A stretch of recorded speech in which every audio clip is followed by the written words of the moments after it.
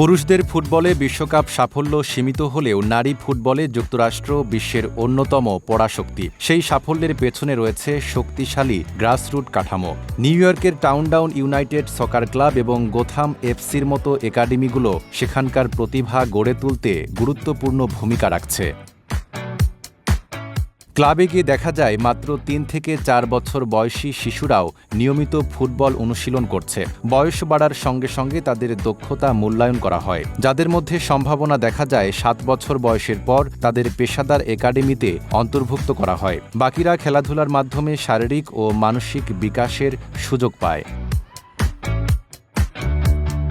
Downtown United সকার ক্লাবের এক পরিচালক জানান, তাদের মূল লক্ষ্য শুধু পেশাদার ফুটবলার তৈরি করা নয়, বরং শিশুদের খেলাধুলার প্রতি আগ্রহী করে তোলা। মেধাবী খেলোয়াড়দের জন্য রয়েছে বৃত্তির ব্যবস্থা, ফলে আর্থিক সীমাবদ্ধতা অনেক সময়ই বাধা হয়ে দাঁড়ায় না।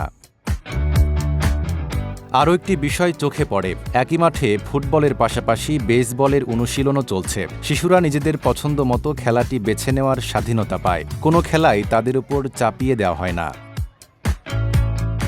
বাংলাদেশ সহ দক্ষিণ এশিয়ার অনেক দেশে যেখানে আনুষ্ঠানিক ফুটবল প্রশিক্ষণ শুরু হয় তুলনামূলক অনেক দেরিতে, সেখানে যুক্তরাষ্ট্রে শিশুদের খেলাধুলার সঙ্গে পরিচয় ঘটে জীবনের একেবারে শুরুতেই।